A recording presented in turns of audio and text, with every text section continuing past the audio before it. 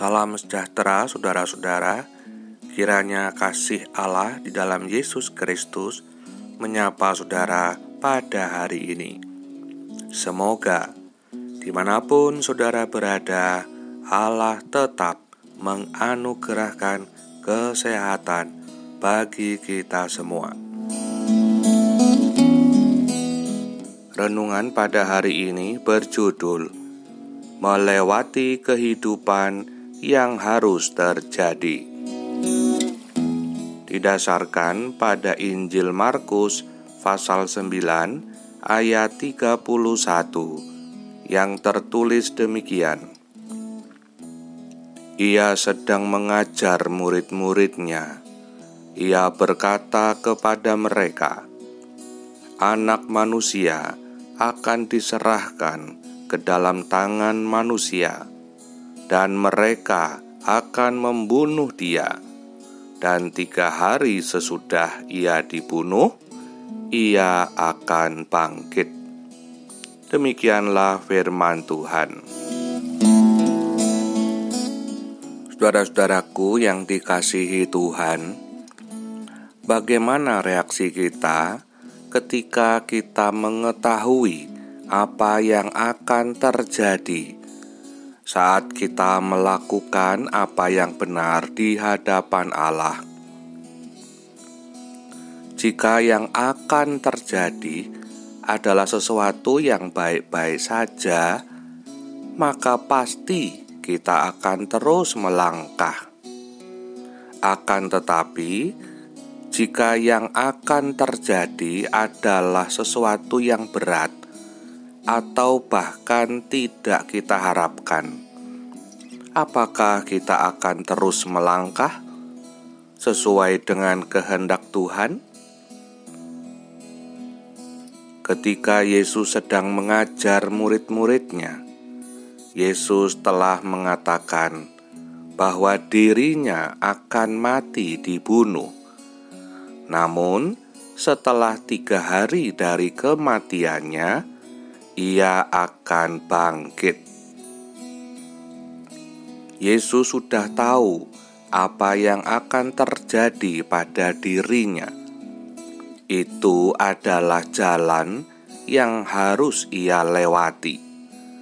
Dan telah 4 kali Yesus memberitahu kepada murid-muridnya bahwa ia akan mati dibunuh, dan ia pun akan bangkit kembali serta hidup selamanya.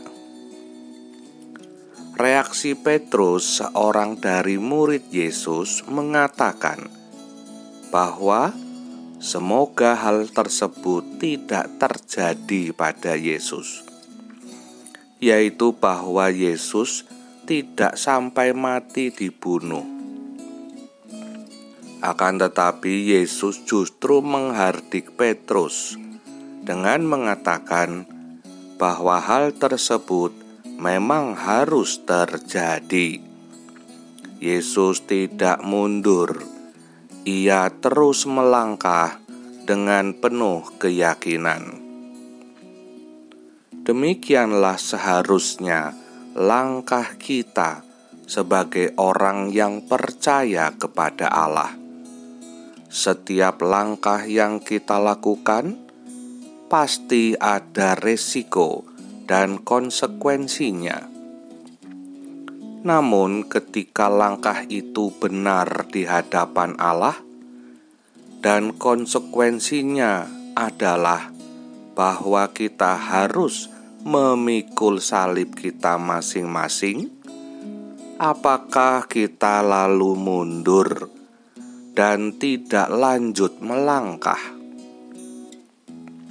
Berbahagialah ketika kita tetap melangkah dalam kebenaran di hadapan Allah. Apapun resiko dan konsekuensinya, kita percaya bahwa Allah tidak membiarkan kita berjalan sendiri.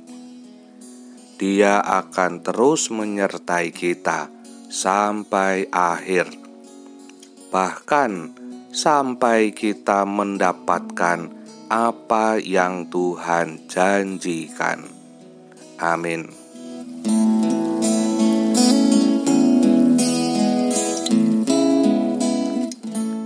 Marilah kita berdoa.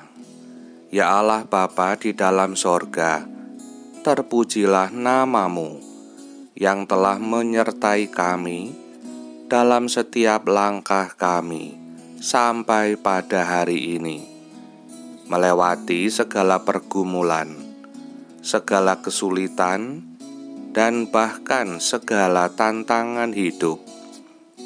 Terlebih pada saat ini, kami harus melewati masa pandemi COVID yang masih terus ada, bahkan di tengah bencana alam yang terjadi di mana-mana.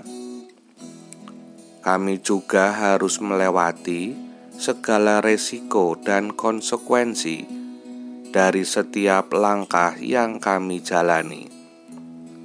Namun kami percaya bahwa kami tidak sendiri.